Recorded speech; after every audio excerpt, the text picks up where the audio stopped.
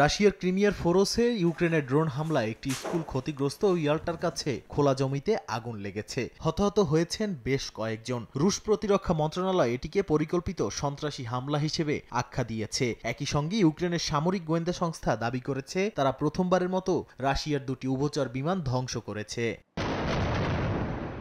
রাশিয়ার ড্রোন ও ক্ষেপণাস্ত্র হামলায় ইউক্রেনের বিদ্যুৎ ও গ্যাস স্থাপনা লক্ষ্যবস্তুতে পরিণত হচ্ছে। গত সপ্তাহে ইউক্রেন ও রাশিয়ার জ্বালানি প্রতিষ্ঠানগুলোতে হামলা চালিয়েছে। বিশেষজ্ঞরা বলছেন, শীতের আগে রাশিয়ার ক্রমাগত হামলা ইউক্রেনের জ্বালানি অবকাঠামোকে বিপন্ন করতে পারে।